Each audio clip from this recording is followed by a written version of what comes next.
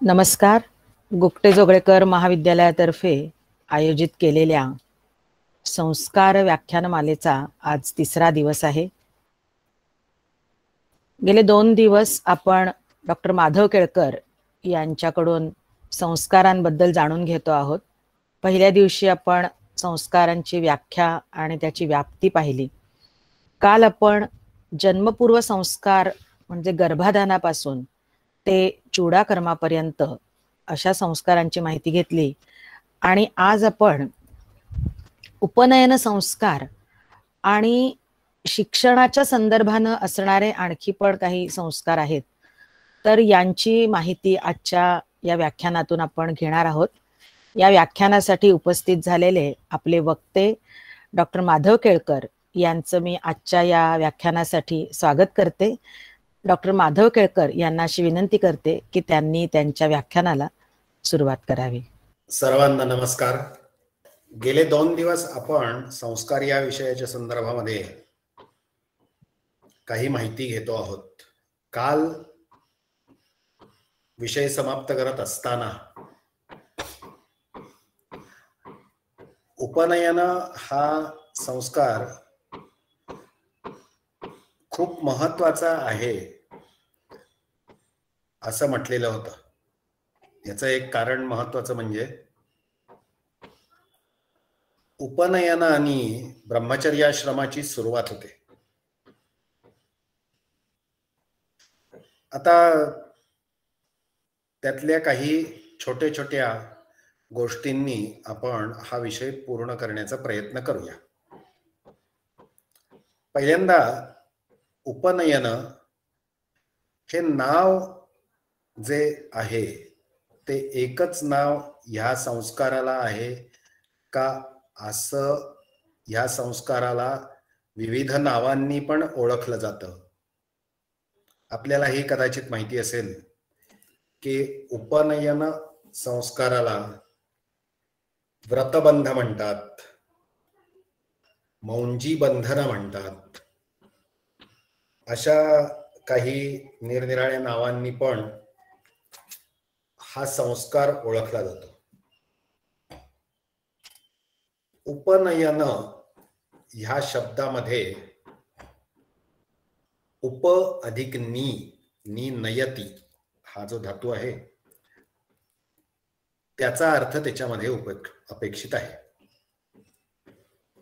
म्हणजे गुरुच्या जवळ नेण्याचा विधी, संस्कार. उप म्हणजे जवळ, नी म्हणजे नयती. गुरुच्या जवळ नेणं हे या उपनयनामधनं अपेक्षित आहे. व्रतबंध असं जे म्हटलेलं आहे त्याच्यामध्ये व्रतानी बांधलेला म्हणजे काहीतरी निश्चित नियमामध्ये राहणारा असा तो व्रतबंध झालेला बटू, व्रतबंध असा शब्द वापरला जातो. मौंजी बंधन असा सुद्धा शब्द वापरला जातो. तर मौंजी बंधन या शब्दामध्ये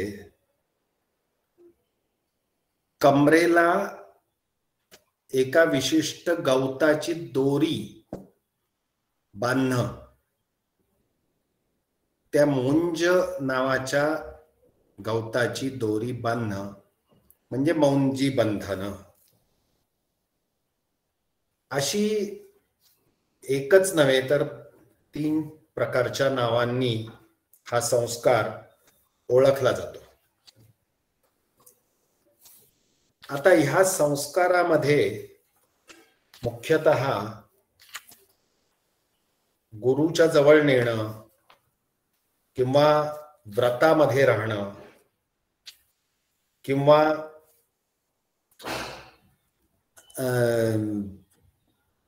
मुंज ह्या दोरीनी बांधणं असे जे निरनिराळे भाग आहेत ते सगळे भाग या संस्कारामध्ये अंगभूत आहेत, अंतर्भूत आहेत. म्हणून ह्या संस्काराचं ते एक नाव एकच न राहता ह्या निरनिराळ्या नावांनी तो एकच संस्कार ओळखला जातो. आता आपल्याला हे माहिती असेल की आपल्याकडे रूढ शब्दामध्ये मुंज हा शब्द चांगल्या प्रकारे रूढ आहे. उपनयन हा शब्दापेक्षा मुंज हा शब्द जास्त रूढ आहे. याच्यात मुख्यतः ह्या नावांनी जसा हा ओळखला जातो तसंच याच्यामध्ये अजून एक गोष्ट अपेक्षित आहे. एका विशिष्ट धारणेने, विशिष्ट पद्धतीने ज्ञानग्रहणाला सुरुवात करणं. म्हणजे ज्ञानग्रहणाचा जर विचार केला तर ज्ञानग्रहण हे अगदी गर्भावस्थेपासून सुद्धा होत असतं. आपल्याला हे माहिती असेल की महाभारतातल्या अभिमन्यूची कथा हे आपल्याला सगळ्यांना माहिती असते. त्यामुळे ज्ञानग्रहण कधी सुरू होतं याचं स्वतंत्रपणे काही उदाहरण देण्याची इथे फारशी गरज नाही.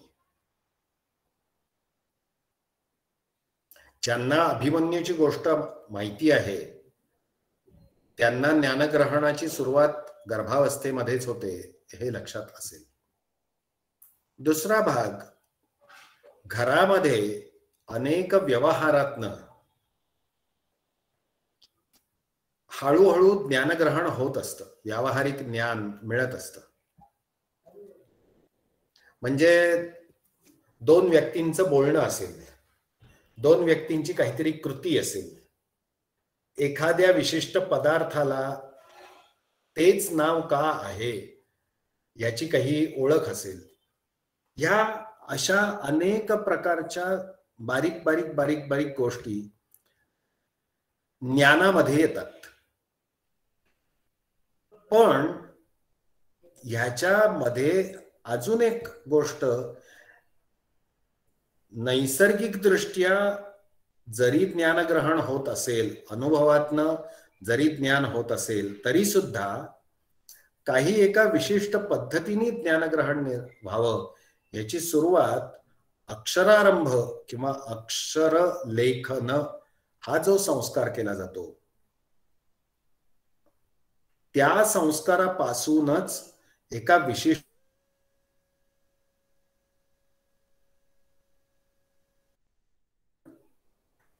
ते ज्ञान हे तुमच्या एकूण व्यावहारिक जगताला एका विशिष्ट पद्धतीने जोडणारं असेलच असं नाही.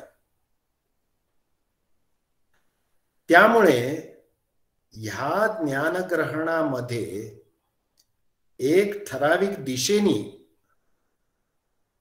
ठराविक उद्देशाने पुढल्या काळात ठराविक व्यवहार करायचा आहे, व्यवसाय करायचा आहे,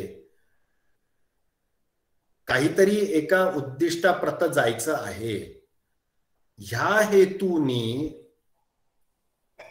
निश्चित स्वरूपात जे ज्ञानग्रहण केलं जातं त्या ज्ञानग्रहणासाठी एका विशिष्ट चौकटीत बसणं गरजेचं आहे.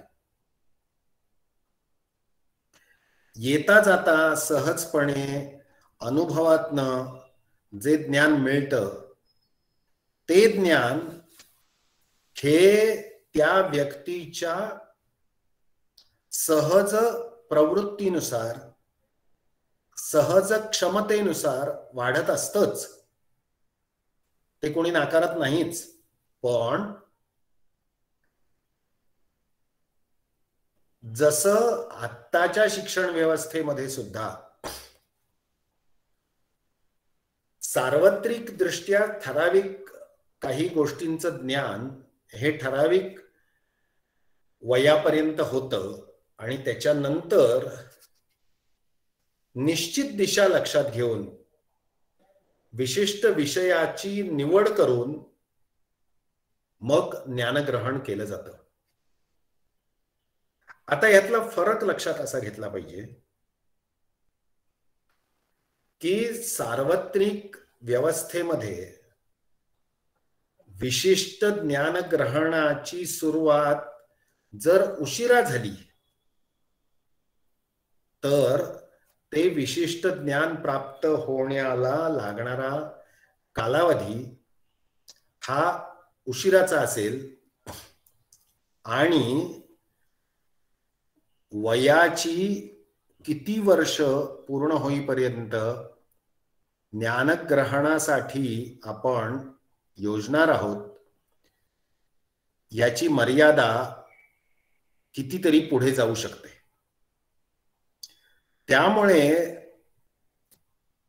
एका विशिष्ट हेतूनी विशिष्ट शाखेचं ज्ञानग्रहण करायची सुरुवात लवकरात लवकर होणं हे प्राचीन काळी उपनयनाच्या बाबतीत स्पष्ट केलेलं दिसतं. आज अजून एका दृष्टीने जर का विचार केला तर उपनयनाचं जे वय सांगितलेलं आहे त्या वयानुसार जर आपण लक्षात घेतलं तर 8व्या वर्षी किंवा 10व्या वर्षी उपनयन होत असताना आज साधारणपणे 3री-4थी हे वय असतं. आता लक्षात घ्या, ह्या वयामध्येच जर का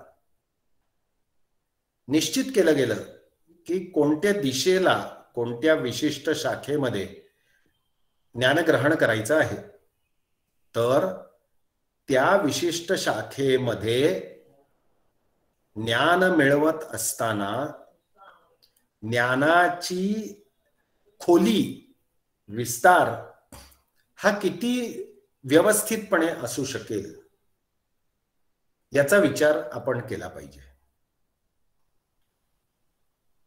म्हणून 5व्या वर्षी अक्षरारंभ किंवा अशा स्वरूपाचा घरात होणारा संस्कार झाल्यानंतर 8व्या वर्षी उपनयन ज्या वेळेला केलं जातं त्यावेळेला हे निश्चित केलं जातं की गुरुगृही जाऊन यांनी कोणत्या स्वरूपाचं अध्ययन करायचं आहे. आता ह्याच्यामध्ये वयाचा जो फरक आहे तोही लक्षात घेतला तर आपल्यालाही हे पटू शकेल आणि आजच्या अनेक शिक्षण तज्ञांच्या मार्गदर्शनानुसार सुद्धा लवकर ज्ञानशाखा निश्चित झाली तर त्या ज्ञानशाखेतलं ज्ञान हे अधिक सखोल मिळवता येतं. याची चर्चा होऊन अभ्यासक्रमांची रचना सुद्धा आता बदलू लागलेली आहे. 1-2 उदाहरणं आपल्यालाही लक्षात येतील. पदवी शिक्षण पूर्ण झाल्यानंतर कायद्याचं शिक्षण घेण्यासाठी जाणाऱ्या व्यक्तीपेक्षा 12वीचं शिक्षण पूर्ण झाल्या कायद्याच्या शिक्षणासाठी 5 वर्षाचा अभ्यासक्रम पूर्ण करणं ही गोष्ट आज व्यवस्थेमध्ये सिस्टीम मध्ये आलेली आहे. आज मी तिला तांत्रिक शिक्षणाच्या बाबतीत तंत्र शिक्षणाच्या बाबतीत 8वी-9वी पासूनच काही निश्चित दिशा पक्की जर झालेली असेल तर रोजच्या व्यवस्थेतल्या शिक्षणाच्या बरोबरीने अधिक तंत्र शिक्षणाचं शिक्षण हे तेव्हापासूनच सुरुवात केलेलं आपल्याला दिसू शकतं.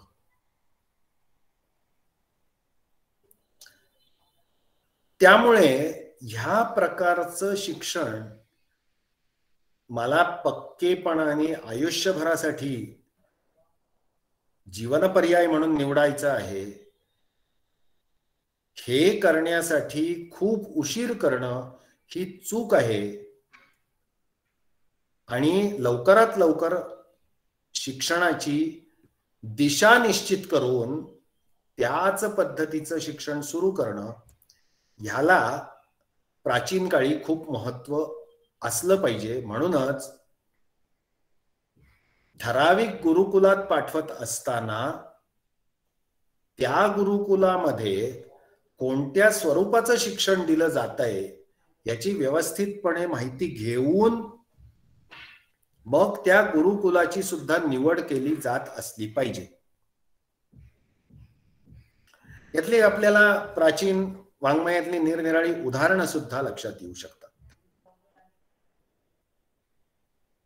लक्षात घ्या, वेदाचं अध्ययन करणं म्हणजे वेद पठण करणं हा एक भाग झाला, पण त्याच्या बरोबरीने निरनिराळ्या वृत्ती म्हणजे निरनिराळे व्यवसाय, निरनिराळ्या समाजोपयोगी गोष्टी तेवढ्याच तज्ञतेने झाल्या पाहिजेत. ह्यासाठी ती तज्ञता प्राप्त करण्यासाठी त्या प्रकारच्या गुरुकुलामध्ये जाणं हे तेवढंच गरजेचं आहे. म्हणून शस्त्राचं शिक्षण घेण्यासाठी कुठल्या गुरुकुलात जावं, वेदाचं शिक्षण घेण्यासाठी कुठल्या गुरुकुलात जावं, गोपालन किंवा वाणिज्याचं शिक्षण घेण्यासाठी कुठल्या गुरुकुलात जावं, समाजातल्या अशा काही व्यवस्था की ज्या व्यवस्था कष्टावर अवलंबून आहेत त्यांचं शिक्षण घेण्यासाठी कुठल्या गुरुकुलात जावं, त्याच्यामध्ये तज्ञता मिळवण्यासाठी एक प्रकारचं शिक्षण कसं सुरू करावं, या प्रकारची निरनिराळी व्यवस्था आपल्याला याच्यामध्ये प्राचीन काळापासून सुद्धा दिसते. आणि उपनयनाचा भाग हा जर का लक्षात घेतला तर 8व्या वर्षी उपनयन असा कालावधी विचारात घेत असताना एवढ्या सगळ्या अंगाने त्याचा विचार केला पाहिजे. आता प्राचीन संदर्भांचा जर का भाग लक्षात घेतला तर 8व्या वर्षी उपनयन असं म्हणत असताना सुद्धा 5व्या वर्षी सुद्धा उपनयन करावं असे काही संदर्भ काही ग्रंथांमध्ये सापडतात. म्हणजे बालकाची अध्ययनाची क्षमता, तीव्र इच्छा ही त्याच्या लहानपणीच्या एकूण वर्तनातनं आपल्याला दिसते आहे. बाळाचे पाय पाळण्यात दिसतात असं ज्या वेळेला आपण म्हणतो त्यावेळेला त्या बालकाची बौद्धिक क्षमता जर का उच्च कोटीची असेल तर त्याचं उपनयन 8व्या वर्षी किंवा 10व्या वर्षी न करता 5व्या वर्षी किंवा 6व्या वर्षी किंवा 8व्या वर्षी लवकर लवकर त्याच्या वर्णानुसार उपनयन करावं असा सुद्धा संदर्भ आपल्याला सापडतो. आदि शंकराचार्यांच्या बाबतीतलं उदाहरण खूप प्रसिद्ध आहे. 5व्याच वर्षी उपनयन होऊन आपलं एकूण सगळं जीवनकार्य 32व्या वर्षी पूर्ण करणारे शंकराचार्य आहेत. म्हणजे लहानपणी आई वडिलांनी त्यांच्या बौद्धिक क्षमतेचं आकलन किती झटकन केलं असेल. म्हणजे आंधळेपणाने हा विचार करण्याचा भाग नाही. म्हणजे आपलं अपत्य हे खूप चांगलं आहे आणि ते बुद्धिमान आहे असं प्रत्येक पालकांना वाटतच असतं. पण बौद्धिक क्षमतेची खऱ्या अर्थाने निश्चिती करून उपनयन करून त्याला अध्ययनाला योग्य दिशेला लवकरात लवकर पाठवणं, याच्यासाठी सुद्धा पालकांचं एक योग्य लक्ष, योग्य निरीक्षण, बालकाच्या एकूण वर्तनाच्या किंवा त्याच्या बौद्धिक चकाकीच्या बाबतीतलं पालकांचं निरीक्षण हे तेवढंच महत्वाचं लक्षात घेतलं पाहिजे. अशा सगळ्या विचारातनं उपनयनाचा काल, मग ते 8वं वर्ष असेल, 11वं वर्ष असेल किंवा 12वं वर्ष असेल, निरनिराळ्या वर्णानुसार हा काल निरनिराळा सांगितला जातो. 8वं वर्ष हे एका वर्णासाठी, मग 11वं वर्ष दुसऱ्या वर्णासाठी, 12वं वर्ष अजून एका वर्णासाठी असं सांगितलं जातं. जर लवकरचा कालावधी लक्षात घेतला तर 5वं वर्ष, 6वं वर्ष आणि 8वं वर्ष असं सांगितलं जातं. आता ह्या कालावधीच्या बद्दलची चर्चा झाल्यानंतर आपण ह्याच्याबद्दल पुढे अजून विचार करूया की उपनयन हे फक्त पुरुषांचंच केलं जात होतं का, केलं पाहिजे का, याचाही विचार प्राचीन ग्रंथांच्या प्रतिबिंबांमध्ये सापडतो. म्हणजे उपनयन हे फक्त पुरुषांचंच होत होतं असा दरम्यानचा कालावधी आपल्या समोर दिसतो. त्यामुळे आपल्याला तोच प्राचीन संदर्भ आहे असं आपल्याला वाटू शकतं. पण काही ग्रंथांमध्ये जे काही संदर्भ येतात त्यानुसार उपनयनाची परंपरा ही प्राचीन काळी महिलांसाठी, स्त्रियांसाठी सुद्धा होती हे लक्षात येतं. आता मनुस्मृती सारख्या ग्रंथांमध्ये सुद्धा पुराकल्पेतु नारीणां मौंजी बंधनम् इष्यते अध्यापनंच वेदानां सावित्री वचनं तथा. आता जर का विचारात घेतलं तर इथे उल्लेख केलेला सापडतो. याचा अर्थ कुठल्या तरी पुराकाळी स्त्रियांचं उपनयन चालू होतं, मौंजी बंधन चालू होतं, हे तर आपण निश्चित मानू शकतो. मधल्या काळात का बंद पडलं, कशामुळे बंद पडलं, त्यावेळची सामाजिक परिस्थिती काय होती, खरंच गुरुगृही जाण्या इतपत सुरक्षित व्यवस्था समाजामध्ये होती का, आक्रमणाचा काळ किती होता, म्लेंच्या आक्रमणाच्या काळामुळे भारतामध्ये कशा प्रकारची समाज दुरवस्था निर्माण झालेली होती, हा मधल्या काळामध्ये झालेला बदल जरी लक्षात घेतला तरी सुद्धा स्त्रियांचं उपनयन होत होतं याचा हा एक पुरावाच मानला पाहिजे. पुराकल्पेतु नारीणां मौंजी बंधनम् इष्यते अध्यापनंच वेदानां, म्हणजे त्यांना वेदांचं अध्यापन केलं जायचं. आणि सावित्री वचनं तथा, सावित्री याचा अर्थ गायत्री मंत्र, त्याचंही अध्यापन केलं जायचं. त्याच्या पुढे आहे पिता पितृव्यो भ्राता वा नयनामध्य अध्यापने अध्यापयेत परः स्वगृहे चैव कन्याया भैक्षाचर्यं विधीयते. म्हणजे गुरुगृहामध्ये जाऊन अध्ययन शक्य नाही, मग काय केलं पाहिजे, वडील, काका किंवा भाऊ हाच त्यांचं शिक्षण करत असे. आणि स्वतःच्या घरामध्येच राहून, गुरुगृही जायचं नाही, स्वतःच्या घरामध्येच राहून अध्ययन करायचं. आता जर का अजून एक दुसरा संदर्भ जर लक्षात घ्यायचा झाला तर बाणभट्टाच्या कादंबरीमध्ये सुद्धा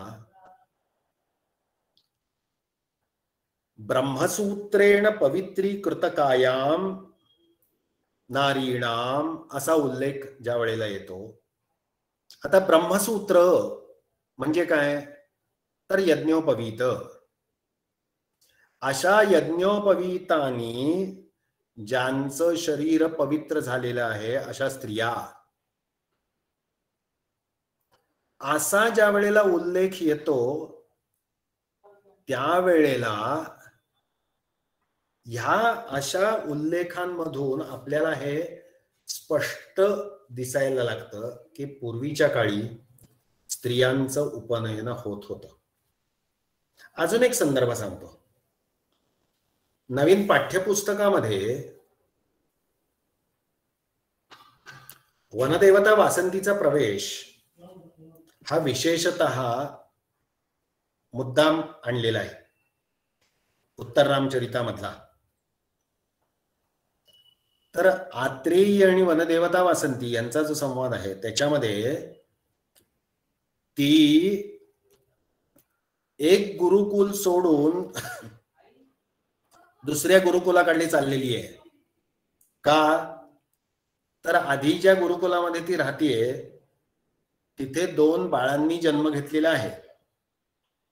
आता तुमच्या लक्षात येईल 2 बाळं म्हणजे कुठली, तर सीतेला झालेली कुशलव ही 2 बाळं. आता त्या दोघांच्या जन्मामुळे आमच्या अध्ययनामध्ये सारखा व्यत्यय निर्माण होतो आहे. तर मग या गुरुकुलात राहा कशाला, चला मग दुसऱ्या गुरुकुलात जाऊया. म्हणून तिथे त्या प्रसंगामध्ये ती स्पष्टपणे सांगते की मी वाल्मिकींचं गुरुकुल सोडून अगस्त्यांच्या आश्रमाकडे निघालेली आहे, इकडे आलेली आहे.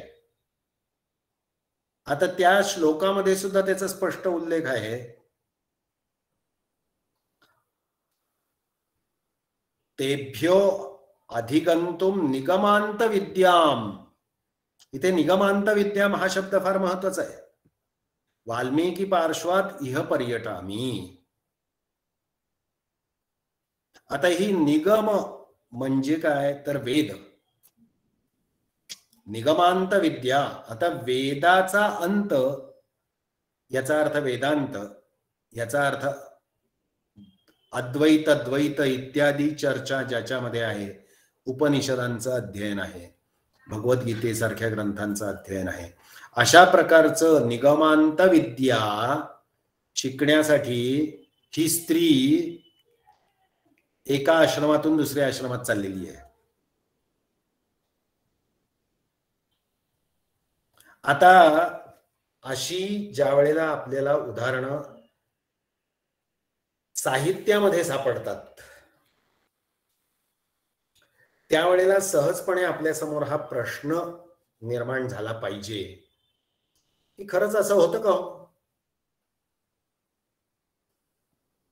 मग जर का असं होतं तर ते कोणत्या काळात बंद पडलं हा शोधाचा विषय असू शकतो. पण नव्हतंच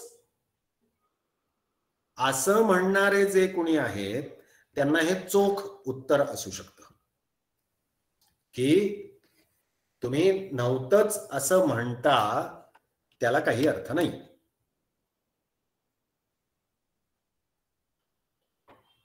त्यामुळे उपनयन कुणाचं होत होतं ह्याची सुद्धा काही चर्चा जी केलेली आहे त्याच्यामध्ये स्त्रियांचं उपनयन होत होतं, त्या अध्ययनही करत होत्या. फक्त अध्ययन घरात राहून करत होत्या. काही ज्या धाडसी होत्या, म्हणजे मी दोन्ही उदाहरणं का दिली की भ्राता किंवा पिता हाच अध्यापन करत होता म्हणजे ते घरातच बसून अध्ययन करत होत्या असं एका बाजूला उदाहरण आहे. पण साहित्यामध्ये उत्तर रामचरितासारख्या साहित्यामध्ये दिसणारं उदाहरण वेगळं आहे. त्या अध्ययनासाठी बाहेरही जात होत्या असंही आपल्याला लक्षात येतं. आता त्यामुळे लक्षात जर आपण घेतलं तर उपनयन हे स्त्रियांचंही होत होतं, पुरुषांचंही होत होतं. फक्त मधल्या काळात ते कुठेतरी क्षीण झालं, बंद झालं. आता उपनयनाच्या बाबतीत पुढला अजून एक जर विचार करायचा झाला तर उपनयन केल्यानंतर गुरुच्या जवळ जायचं हा त्यातला जर महत्वाचा भाग मानलेला आहे. तर कोणत्या गुरु जवळ जायचं हा सुद्धा चिकित्सेचा भाग असू शकतो. म्हणजे असं की मला कोणतं अध्ययन करायचंय, मला कोणत्या अध्ययनाची इच्छा आहे हे माझा मी निर्णय करण्या इतपत समर्थ असेन किंवा नसेन, तर मग माझ्या पालकांनी काय ठरवलेलं आहे की ह्याला कुठल्या दिशेला अध्ययनाला पाठवावं, कुठल्या प्रकारच्या अध्ययनाला पाठवावं. त्या दृष्टीने आजही आपण लक्षात घेतोच की कुठल्या संस्थेमध्ये चांगलं शिक्षण मिळतं. त्या दृष्टीने आपण त्या संस्थेची निवड करतो. पण संस्थेची निवड करतो म्हणजे बिल्डिंगची निवड करत नाही. तिथे कोण शिकवतात, फॅकल्टी कोण आहे. काही वेळेला आपल्याला अशी सुद्धा चर्चा ऐकण्यात येते, आम्ही शिकत होतो त्यावेळेची फॅकल्टी आता नाहीये, त्यामुळे त्यांचा हा विभाग, हे डिपार्टमेंट आता तेवढं सक्षम नाही. अशी ही चर्चा आपण काही काही संस्थांबद्दल ऐकतो. म्हणजे याचा अर्थ असा, कुठल्या गुरुजवळ जायचंय हे सुद्धा तेवढंच महत्वाचं आहे. आता गुरुच्या बाबतीत उपनयनामध्ये गायत्री उपदेश करणारा गुरु असं ज्या वेळेला आपण म्हणतो, त्यावेळेला गुरुनी म्हणजे गायत्री उपदेश करणाऱ्यांनी गायत्री उपदेश करण्याच्या पूर्वी स्वतः 12,000 गायत्री जप स्वतः केला पाहिजे. म्हणजे आधी उपदेश करण्या इतकं सामर्थ्य त्यांनी स्वतः संपादन केलं पाहिजे आणि मगच त्यांनी उपदेश केला पाहिजे. म्हणून उपनयन संस्काराची निश्चिती ज्या वेळेला होत असते त्याच्या आधी गुरुनी, म्हणजे समजा गुरु हे वडील असतील तर त्यांनी गायत्री उपदेश करण्यापूर्वी आधी मग 8-15 दिवस, महिनाभर जेवढा त्यांना कालावधी गरजेचा असेल एकूण कामाधामातनं, त्यानुसार एवढा विशिष्ट 12,000 जप होईल इतकं आधी उपनेतृत्व अधिकार सिद्ध्यर्थ गायत्री जपाला आरंभ केला पाहिजे स्वतः गुरुनी. आता लक्षात घ्या, आजच्या शिक्षण व्यवस्थेमध्ये सुद्धा जेवढं ज्ञान माझ्याजवळ आहे तेवढ्याच ज्ञानाच्या शिक्षणाच्या साठी मला नेमलं जात नाही. तर माझं त्याच्यापेक्षा 1 टप्पा 2 टप्पा पुढलं अध्ययन झालेलं पाहिजे. म्हणजे प्राथमिक विद्यालयामध्ये शिकवायचं जर असेल तर 12वी DED तरी पाहिजे. 12वी पर्यंत जर शिकवायचं असेल तर डिग्री पर्यंत अध्ययन झालेलं पाहिजे. जर डिग्री कॉलेजला शिकवायचं असेल तर पोस्ट ग्रॅज्युएट झालेलं पाहिजे. आणि पोस्ट ग्रॅज्युएटला जर शिकवायचं असेल तर नेट सेट झालेलं आणि डॉक्टरेट झालेलं पाहिजे. ह्या प्रकारची चढता क्रम हा अध्ययन व्यवस्थेमध्ये सुद्धा आजच्या काळात सुद्धा आपल्याला दिसतो. त्यामुळे माझ्या खिशात किती रुपये आहेत तेवढे सगळेचे सगळे मी कधीच देऊ शकत नाही. माझ्या खिशात त्याच्यापेक्षा जास्त रुपये असले तर मी त्यातले थोडेफार कोणाला तरी देऊ शकतो. दुसरा भाग, आपल्याला ही एक कथा माहिती असेल, संक्षेपाने सांगतो कारण आता कथा सांगणं हा विषय नाही. एका दरबारामध्ये 2 व्यक्तींचा सत्कार होता. एका व्यक्तीला जेवढी दक्षिणा दिली त्याच्यापेक्षा दुप्पट दक्षिणा दुसऱ्या व्यक्तीला दिली. ज्या व्यक्तीला 1 पट दक्षिणा दिलेली होती ती व्यक्ती चिडली आणि म्हणाली की ह्या माझं आणि यांचं ज्ञान तर सारखं आहे, मग मला दक्षिणा अर्धी का आणि यांना दुप्पट का? तर त्यांनी सांगितलं की यांनी तुला घडवलेलं आहे, तू ज्या वेळेला अशाच एका व्यक्तीला घडवशील तेव्हा तुला एवढीच दक्षिणा देण्यात येईल. म्हणजे गुरुनी ज्या वेळेला अध्यापन करून आपलं ज्ञान हे तावून सुलाखून स्पष्ट केलेलं आहे त्यावेळेला त्याची उंची ही जास्त असते. त्यामुळे गुरु कोण, कोणत्या गुरुजवळ आपल्याला अध्ययनासाठी जायचं आहे याबद्दलचा विचार सुद्धा खूप बारकाईने करणं गरजेचं आहे. मग आपल्यालाही अनेकांना माहिती असतं की शस्त्राचं, अस्त्राचं शिक्षण असेल, वेदाचं शिक्षण असेल, गोपालन वाणिज्याचं शिक्षण असेल, अर्थशास्त्राचं, राजनीतीचं अध्ययन असेल, अशी निरनिराळ्या अध्ययनाच्या शाखांच्या बद्दलची उदाहरणं आपल्याला साहित्यामध्ये सापडतात. आता ह्या वेळेला निरनिराळ्या प्रकारच्या अध्ययनाची साहित्यामध्ये रामायण आहे, महाभारत आहे, कौटिल्य आहे, अशी निरनिराळ्या ठिकाणी सापडतात. आणि त्या निरनिराळ्या ठिकाणी ह्या निरनिराळ्या विद्याशाखांचं अध्ययन झालेले विद्यार्थीही तेवढ्याच ताकदीचे सापडतात. आता गुरुचं महत्व किती आहे ह्याच्याबद्दलचं एकलव्याचं उदाहरण खूप प्रसिद्ध आहे. म्हणजे एकलव्याने सुद्धा स्वतःच्या ताकदीवर अध्ययन जरी केलं तरी सुद्धा त्यांनी कुणाला तरी गुरु मानलं आणि त्यांच्या मार्गदर्शनाखालीच मी शिकतो आहे अशी भावना सुद्धा त्यांनी बाळगली. त्यामुळे त्यांनी एखाद्या बाबतीत आपलं कौशल्य दाखवल्यानंतर तो गुरूंनाच विचारायचा, मी बरोबर केलं ना? म्हणजे गुरु हा व्यक्त असून दे किंवा अव्यक्त असून दे, तिथे उपस्थित असून दे किंवा आपण मानलेला असून दे, त्या गुरूंचं सामर्थ्य जर तेवढं असेल तर आपली विद्या ही सफल होणारच आहे. त्यामुळे उपनयनानंतर कोणत्या गुरूंच्या जवळ जाऊन राहायचं आहे हा सुद्धा तेवढाच महत्वाचा भाग आहे. आता त्याच्या बरोबरीने पुढला शब्द असा की व्रतबंध असा शब्द आपण पहिल्यांदा ऐकला. मग कोणत्या व्रतामध्ये राहायचं आहे, कसं व्रतस्थ राहायचं आहे, हे सुद्धा उपनयनाच्या बाबतीत खूप महत्वाचं आहे. म्हणजे आपण ज्या वेळेला उपनयन झाल्यानंतर गुरुच्या घरी जाणार आहोत त्यावेळेला गुरुची सेवा करायची आहे, भिक्षा मागायची आहे. अध्ययन करत असताना स्वतःचं काम स्वतःच करायचं आहे. आपलं शरीर सुदृढ राहावं याच्यासाठी व्यायाम करायचा आहे. ह्या अनेक गोष्टी गुरुच्या बाबतीत गुरूंच्या घरी राहत असतानाच्या सांगितलेल्या आहेत. मग केवळ हेच सांगितलेलं आहे का? तर नाही, स्वतःची उन्नती करून घेण्यासाठी सुद्धा त्याच्यातल्या अनेक गोष्टी आहेत. म्हणजे बघा, मध्यंतरी एक लेख वाचला होता.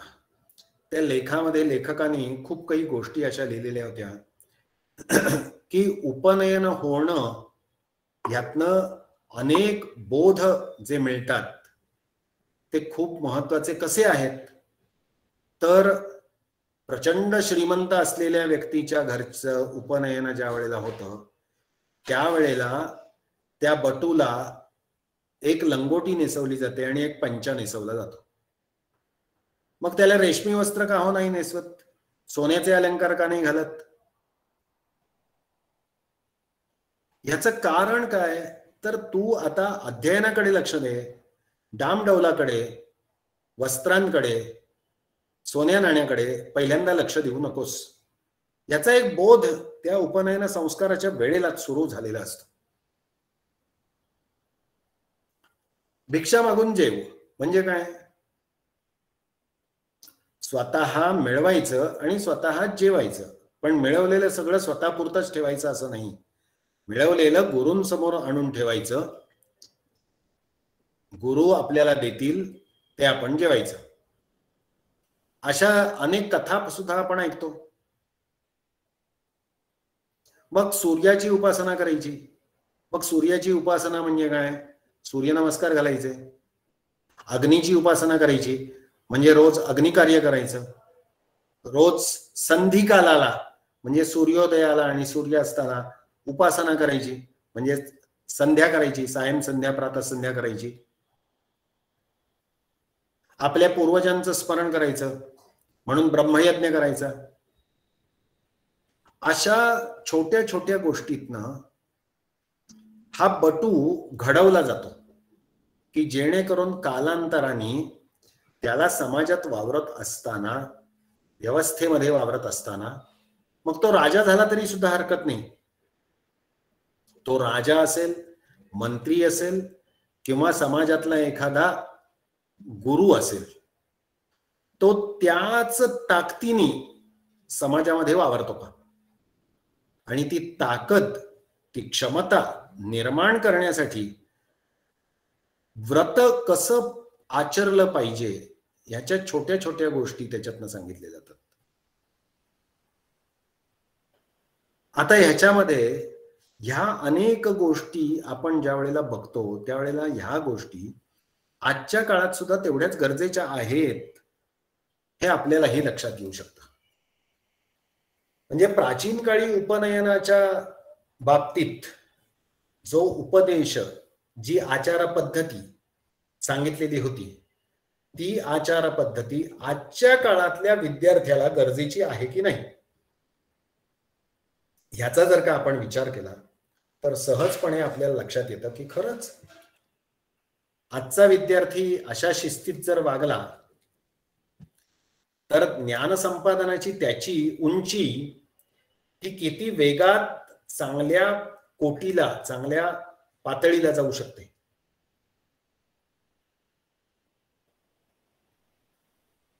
मग ज्या वेळेला तो गुरुची सेवा करतो त्यावेळेला स्वतःचे कष्ट सुद्धा मोजत नाही. म्हणजे मला फार कष्ट पडतायत म्हणून गुरुच्या सेवेमध्ये मी काहीतरी कुचराई केलीये, कमतरता केलीये असंही होत नाही. पण हे होण्यासाठी तो स्वतःची शरीर संपदा सुद्धा तेवढ्याच ताकदीने वाढवत असतो. अशा व्यवस्थांमध्ये जो उपदेश सांगितलेला असतो तो उपदेश कालातीत असतो. म्हणजे जोपर्यंत अध्ययन अध्यापन व्यवस्था चालू आहे तोपर्यंत ह्या प्रकारचा उपदेश हा निश्चित गरजेचा असतोच. त्यामुळे उपनयन आणि उपनयनाच्या बाबतीत सांगितले जाणारे नियम हे कालानुसार कदाचित व्यवस्थेमध्ये बदल करता येईल. म्हणजे सध्या गुरु गृही जाऊन राहत नसले, घरामध्ये राहत असले तरी सुद्धा काही नियमांनी राहणं हे घरामध्ये सुद्धा तेवढंच गरजेचं असतं. मग आपण अध्ययन करतो आहोत, आपण आता थोडे मोठे झालेले आहोत, आपल्याला अंगावर कपडे ठेवायचे असतात, प्रातर्विधी किंवा अनिवार्य विधी कुठे करायचा असतो हे आपल्याला आता समजू लागलेलं आहे. इतपत आता आपली वयाची पातळी आहे, तर मग आपण गुरुगृही राहिल्यानंतर गुरुची सेवा करतो, गुरुच्या कामांमध्ये मदत करतो. तर मग आपण आता ज्या वयात आहोत त्या वयामध्ये घरामध्ये जर आपण राहत आहोत तर आपल्याला सर्व व्यवस्था उपलब्ध करून देणाऱ्या आई वडिलांची सेवा आपण किती करतो? आपण आपल्या वस्तू या योग्य जागी ठेवतो का? आपण स्वावलंबनाने वागतो का? हा विचार आजच्या काळात घरात राहणाऱ्या विद्यार्थ्यांनी सुद्धा तेवढ्याच योग्य पद्धतीने, योग्य दिशेने करणं गरजेचं आहे. त्यामुळे उपनयनाच्या वेळेला जो उपदेश, व्रताचा उपदेश केला जातो तो उपदेश कालसापेक्षतेनुसार बुरसटलेला, चुकीचा किंवा वाया गेलेला आजच्या काळात सुद्धा नाही. आता ह्या उपनयनाच्या बाबतीत पुढला भाग जर बघायचा झाला तर ह्या एकूण उपनयनाच्या विधीमध्ये काय काय केलं जातं. तर सार्वत्रिक, ज्या वेळेला मी काल सांगितलं की कुठल्याही संस्काराच्या बाबतीत जर काही करायचं असेल तर गणपती पूजन, पुण्यावाचन, मातृका पूजन, नांदी श्राद्ध, मग ह्या कर्माच्या बाबतीत नवग्रहांची अनुकूलता असावी म्हणून ग्रहयज्ञ किंवा ग्रहमख असा शब्द वापरला जातो, नवग्रह शांती असा शब्द वापरला जातो. मंडप देवतांची पूजा म्हणजे देवक बसवणं असं केलं जातं. मग ह्याच्या बाबतीमध्ये मुंज होत असताना बुद्धीचा करता हा गुरु आहे. गुरु म्हणजे शिक्षक नव्हे, नवग्रहांमधला गुरु. मग त्याची अनुकूलता असावी म्हणून गुरुबल असावं म्हणून गुरुची काही जपजाप्य शांत असेल. हे सगळे विधी मुंजीच्या आधी आदल्या दिवशी किंवा आधी 4-8 दिवस होत असतात. प्रत्यक्ष मुंजीच्या दिवशी जर चौल संस्कार झालेला नसेल तर तो चौल संस्कार, याचा अर्थ शेंडी ठेवण्याचा संस्कार सुद्धा त्याच दिवशी केला जातो. केस कापले जातात, शेंडी ठेवली जाते, स्नान केलं जातं आणि त्याच्यानंतर मातृभोजन म्हणून एक विधी केला जातो. आता मातृभोजन ह्या समारंभाच्या बाबतीत सुद्धा जर विचार केला तर आईच्या हातून, आईच्या पानातलं जेवण हे त्यानंतर बंद करायचंय. काय कारण? तर आता मी कुणाचंही उष्ट खाणार नाही, आपलं उष्ट टाकणार नाही, जेवढं पाहिजे तेवढं घेईन, पाहिजे तेवढं सगळं संपवेन, अन्न वाया घालवणार नाही. आता जर का अन्नाच्या बाबतीतला संस्कार हा जर का विचारात घेतला तर शिवाशिव, उष्ट खाणं या बाबतीतली चर्चा सध्या तर खूप होते आणि एकाचं उष्ट दुसऱ्याला देणं, इन्फेक्शन, संसर्ग ह्या प्रकारची चर्चा तर खूप होते. पण मग प्राचीन काळापासून जे सांगत होते ते बुरसटलेलं आणि आजचं इन्फेक्शन इत्यादी जगतामधलं प्रगत, असं कसं होईल? त्यामुळे एका विशिष्ट टप्प्यानंतर एकमेकांचं उष्ट खायचं नाही. हे पक्क करण्यासाठी मातृभोजनासारखा संस्कार, मातृभोजनासारखा समारंभ होतो. मग त्याच्यानंतर लौकिक अर्थाने आशीर्वाद देण्याचा प्रकार म्हणजे मुंज, म्हणजे मंगलाष्टक होतात आणि त्याच्यानंतर खऱ्या अर्थाने मुंजीच्या विधीला सुरुवात होते. म्हणजे मुंजीचे जे खऱ्या अर्थाने धार्मिक विधी आहेत ते इथपर्यंत झालेलेच नाहीत, तर ते त्याच्यानंतर सुरू होतात. मग त्याच्यानंतर त्या बटूला निरनिराळ्या वस्तू परिधान केल्या जातात. एक म्हणजे त्याला कमरेला लंगोटी बांधली जाते, एक पंचा नेसवला जातो, अंगावर एक पंचा दिला जातो, त्याला यज्ञोपवीत घातलं जातं, हरणाचं कातडं पांघरलं जातं, त्याच्यानंतर दंड दिला जातो स्वसंरक्षणाचं प्रतीक म्हणून, कमरेमध्ये दर्भाची मुंज बांधली जाते. हे सगळं त्याला नेसवलं जातं, परिधान केलं जातं, दिलं जातं. त्याच्यानंतर आजपर्यंत कधीही न केलेलं म्हणजे आचमन तो स्वतः करतो. 24 नावं जी विष्णूची सांगितलेली आहेत त्यातल्या 3 नावांनी पाणी पिणं, 1 नावाने हात धुणं आणि पुढली 20 नावं म्हणणं, या क्रियेला आचमन क्रिया असं म्हटलं जातं. ती आचमन क्रिया तो करतो.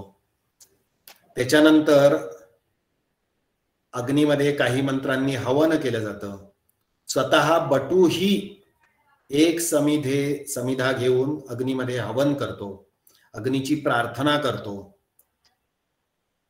इंद्र देवतेला आपल्याला पुष्ट अशी इंद्रिय दे म्हणतो. त्याच्यानंतर अग्नी देवतेला प्रार्थना करतो. सूर्यदेवतेला प्रार्थना करतो, माझी बुद्धी तल्लख होऊन दे अशी प्रार्थना करतो. त्याच्यानंतर गुरु त्याला गायत्री मंत्राचा उपदेश करतात. आता गायत्री ह्या शब्दाबद्दल अनेकांचा एक गैरसमज असतो. गायत्री ही कोणतरी एक देवी आहे, देवता आहे, अशा कल्पना निरनिराळ्या नंतरच्या पुराणामध्ये त्यांचं ध्यान, त्यांचं स्वरूप असं उत्तर काळामध्ये खूप आलं. पण मुळामध्ये गायत्री हा छंद आहे, मीटर आहे.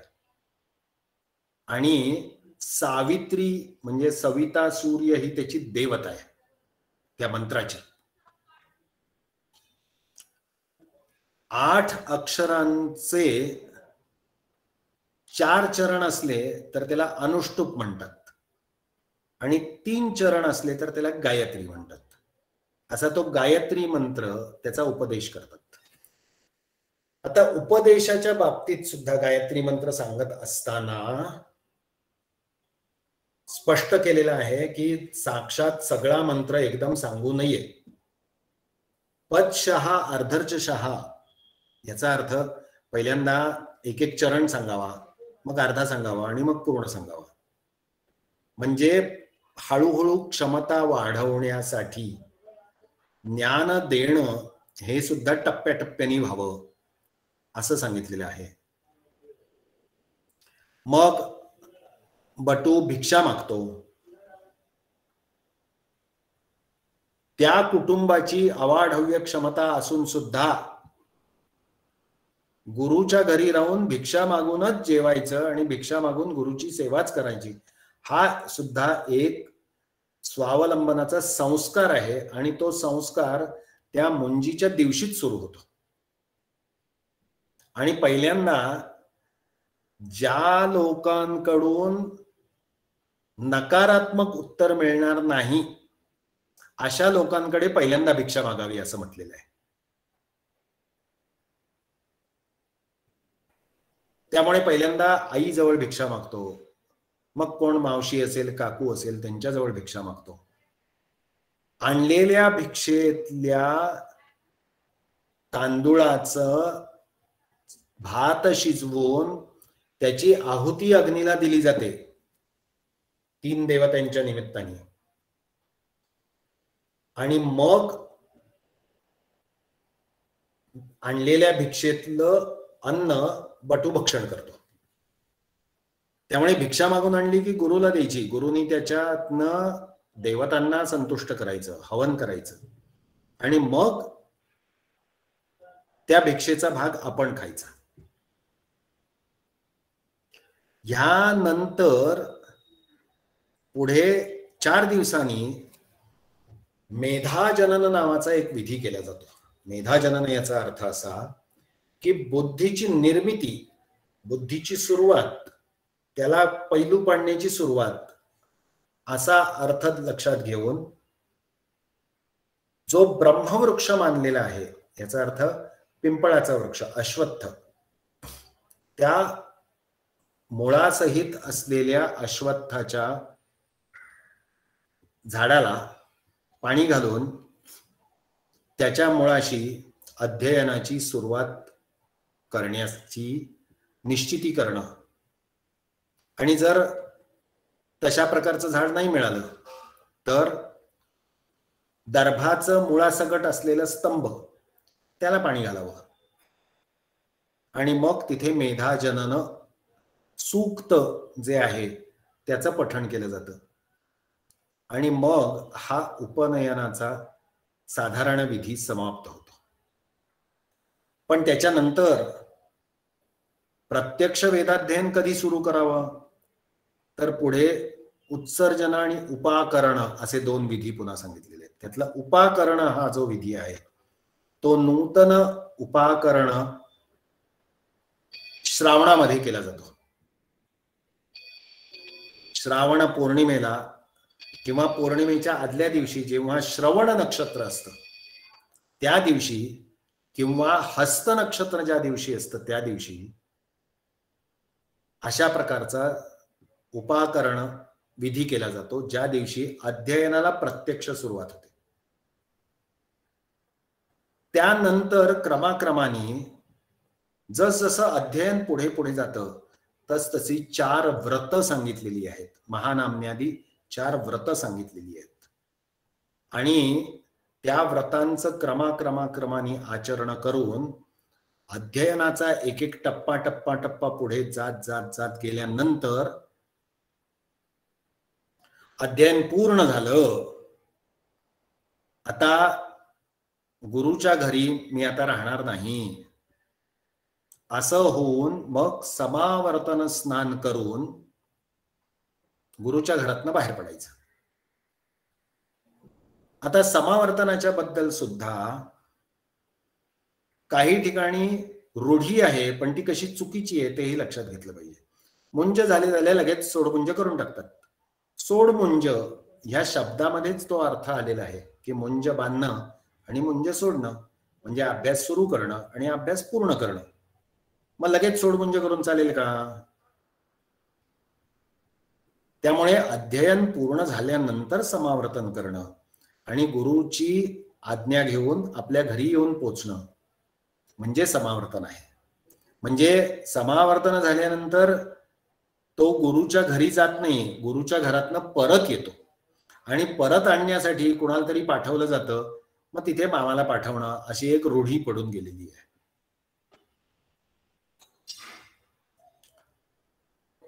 ह्या सगळ्या गोष्टींमध्ये समावर्तन संस्कार ज्या वेळेला केला जातो त्यावेळेला त्याला स्नान असं सुद्धा म्हटलेलं आहे. समावर्तन स्नान.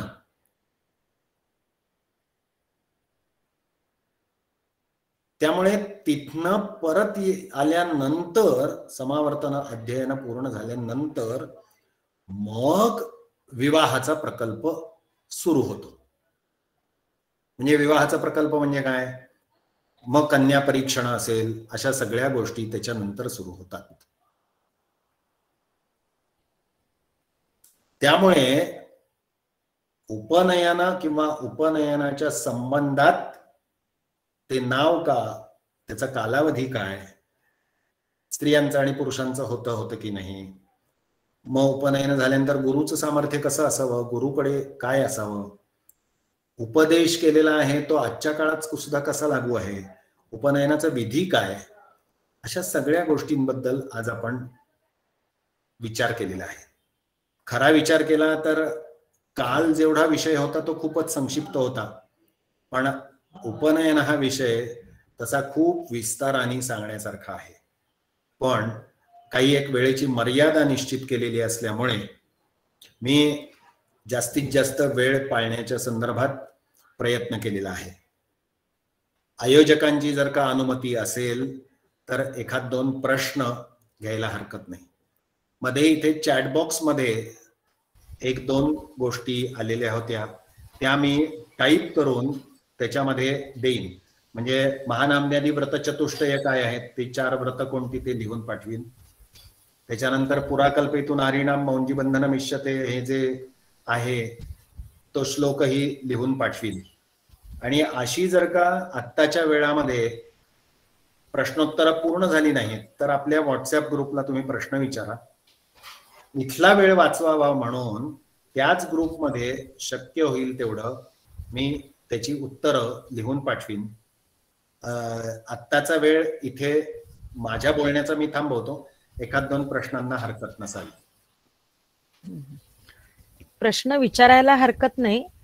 आता चॅटबॉक्स मध्ये जे 2 प्रश्न आहेत त्याबद्दल सरांनी सांगितलंय की ते नंतर लिहून पाठवणार आहेत.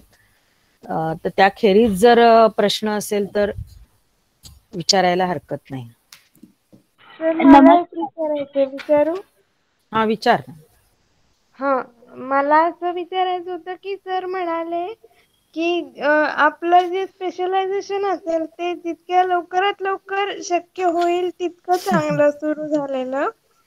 तर 6 किंवा 8 वर्ष हे वय त्या मुलाचं असं काही काही वेळेला असू शकतं ना की त्या मुलाला कळत नसेल की आपल्याला काय आवडतंय आणि पालक वेगळंच ठरवत असतील आणि मग एका टप्प्यानंतर असं होऊ शकतं की त्याला त्याचा जन्माने जो वर्ण मिळालेला आहे त्या मरणाच्या व्यतिरिक्त वेगळंच काहीतरी आवडायला लागू शकतं. मग अशा वेळेला त्या मुलांनी काय करावं? अशी काही व्यवस्था होती का? आहे आहे. आता तुम्हाला उदाहरणं जर का लक्षात घेतली तर तुमच्याही लक्षात येईल. विश्वामित्रांचं उदाहरण सांगितलं जातं. विश्वामित्र जन्माने क्षत्रिय होते, पण ते सुद्धा अध्ययनाच्या पराकोटीने ब्रह्मर्षी झाले. आणि परशुराम हे वर्णानी ब्राह्मण होते, पण त्यांनी सुद्धा शस्त्रविद्या शिकलेले होते. इदम ब्राह्मम इदम क्षात्रम असं त्यांच्याबद्दल म्हटलं जातं. त्यामुळे तुम्ही असंही लक्षात घेतलं पाहिजे की पालकांनी दिलेली दिशा ही त्यांच्या निरीक्षणानुसार दिलेली दिशा असू शकते.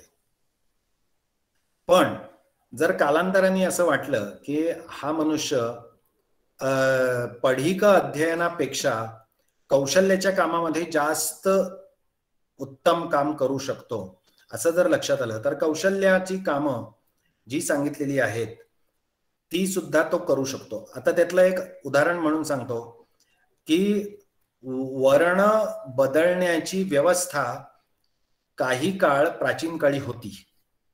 म्हणजे तुम्हाला एक उदाहरण सांगतो, तुमच्याही हे निरीक्षणात येऊ शकतं की एका विशिष्ट गोत्राची व्यक्ती एका विशिष्ट वर्णामध्येच सापडते असं नाही.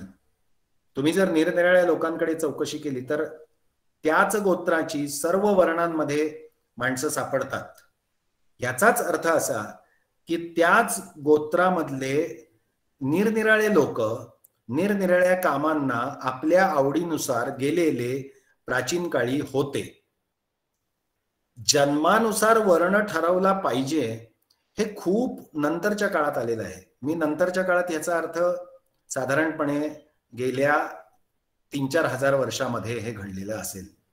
त्याच्या पूर्वीच्या काळामध्ये जर विचार केला तर आपल्याला सुद्धा हे माहिती होऊ शकतं की वर्णानी ती व्यक्ती कोणी जरी असली, अश्वत्थाम्यासारखं उदाहरण आहे, परशुरामाचं उदाहरण आहे, विश्वामित्रांचं उदाहरण आहे, द्रोणाचार्यांचं उदाहरण आहे.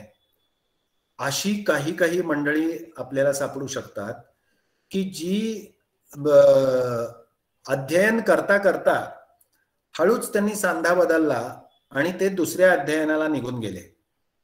त्यामुळे असं मुळीच नव्हतं प्राचीन काळी. प्राचीन काळ म्हणत असताना मी अतिप्राचीन काळ असं म्हणेन.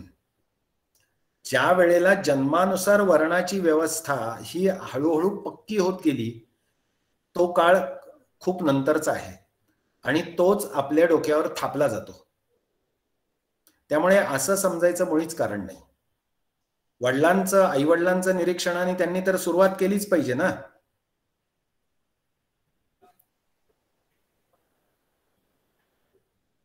पुढे कदाचित पटलं असेल मी काय बोललो ते. हो सर. तेजश्री. सर नमस्कार. माझी अशी शंका आहे की मुंज करत असताना जर त्या घरातल्या मौंज मुलाच्या नात्यात जर कोणाचं निधन झालं आणि सुतक लागल्यानंतर त्यांना माहित नसताना मुंज झाली तर मुंज मुलावर त्या विधींचे काय परिणाम होतात का? खरं म्हणजे हा विषय अजून 2 दिवसांनी येणार आहे, अंत्येष्टी विषयाबद्दल. पण अशौच पालन हा त्यातला एक भाग आहे. तो विषय तिथे येणार आहे. पण आता एका वाक्यात सांगतो, अज्ञानामध्ये सुख असतं. त्यामुळे सुतक समजलं नाही तोपर्यंत काही चिंता करायचं कारण नाही. बरोबर. पण अशौच पालनाच्या बाबतीतला गोष्ट आणि तो अंत्येष्टी कर्माच्या वेळेला म्हणजे अजून 2 दिवसांनी, उद्या विवाह या विषयावर आहे, परवा अंत्येष्टी आहे, त्याच्यामध्ये हा विषय येणार आहे, अशौच पालन.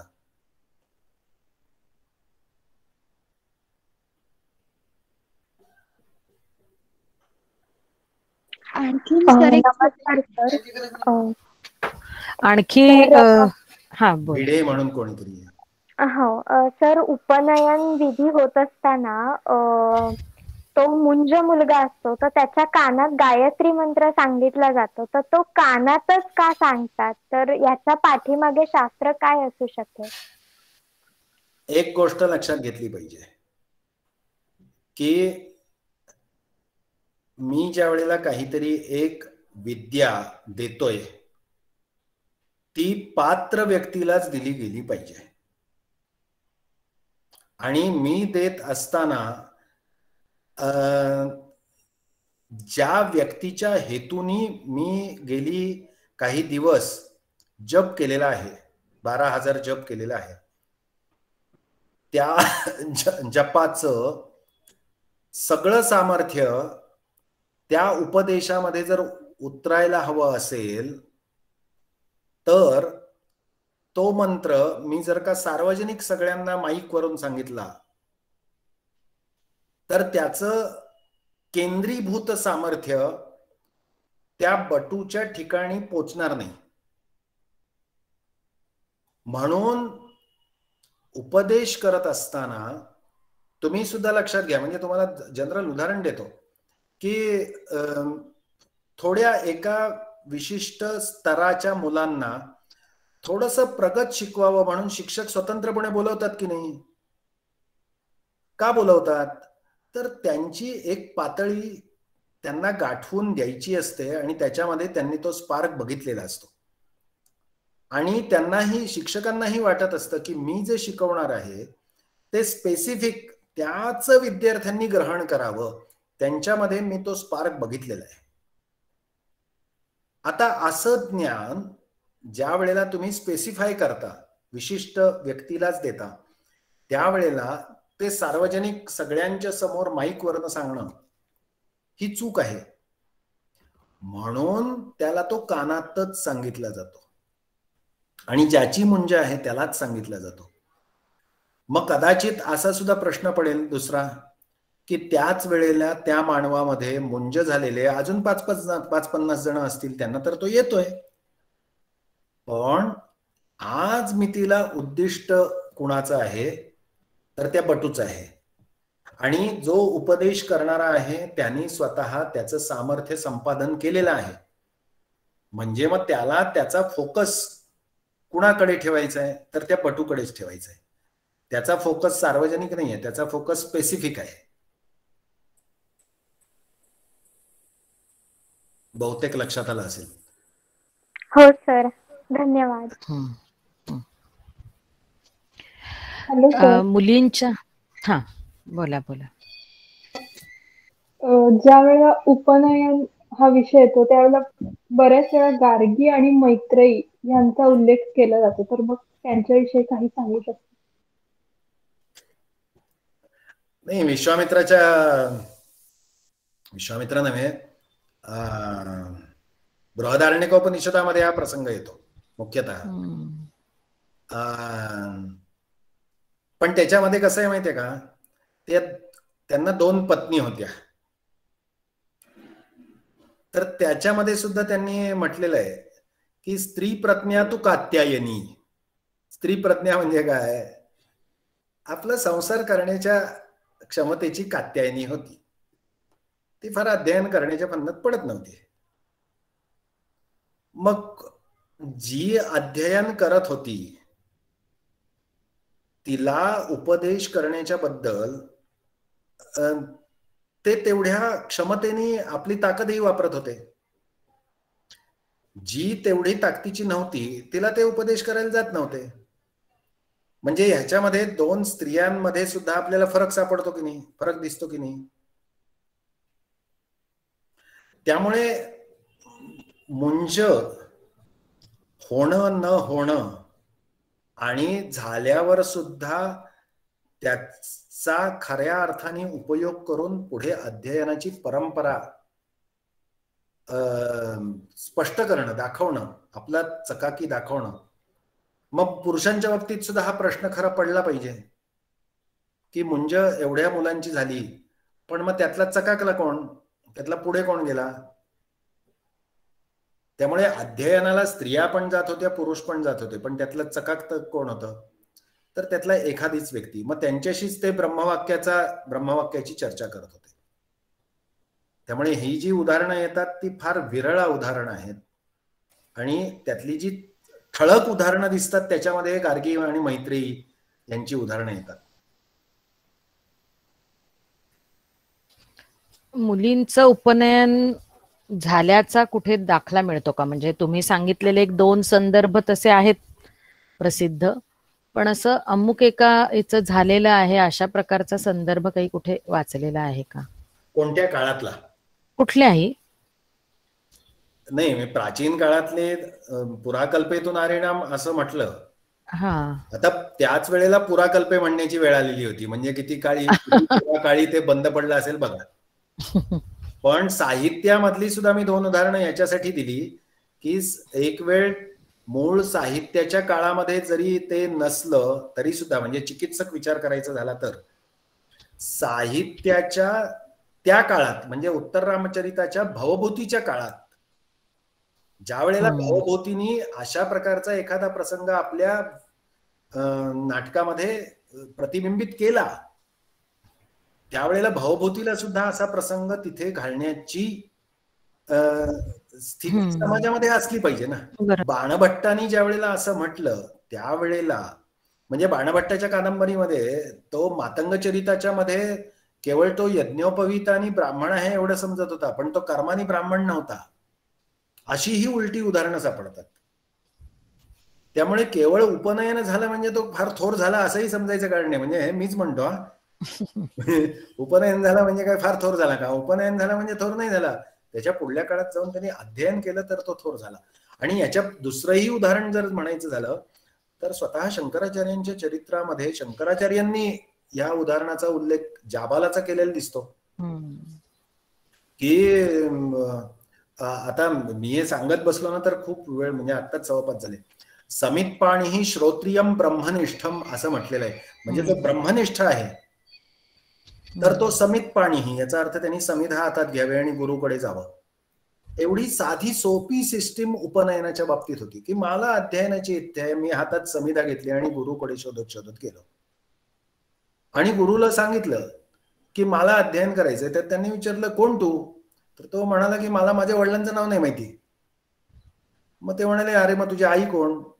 मग त्यांनी सांगितलं जाबाली. ठीक आहे, मग तू खरं बोललास म्हणून तू सत्यकामा आहेस आणि तू जाबालीचा मुलगा आहेस म्हणून जाबाला आहेस. सत्यकामा जाबालाची ही कथा जर लक्षात घेतली तर विशिष्ट वर्णाचं, म्हणजे जन्मजात वर्णाचंच उपनयन होत होतं. हा सुद्धा एक जो भ्रम समाजामध्ये आत्ता दिसतो तो मधल्या काळात, म्हणजे गेल्या 1000-2000-5000 वर्षामध्ये हा दृढ झालेला असेल, पण त्याच्या पूर्वीच्या काळात नसेल.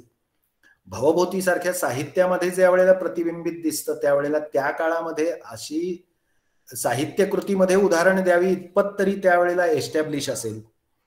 त्यामुळे ही उदाहरणं लक्षात घेतली तरच हे म्हणता येतं. काय म्हणता येईल, असं ठोस प्रमाण असं नाही दिसू शकत. पण शस्त्राच्या बाबतीतलं उदाहरण म्हणता येतं. रामायणाच्या काळामध्ये कैकेयीचं शस्त्राचं अध्ययन झालेलं होतं. दशरथाबरोबर ती युद्धाला सुद्धा जात होती, युद्धकलेमध्ये निपुण होती, हेही लक्षात येतं. अशी फुटकळ उदाहरणं जरी सापडली तरी सुद्धा ती प्रमुख व्यक्तींची उदाहरणं प्रसिद्ध आहेत. बरोबर.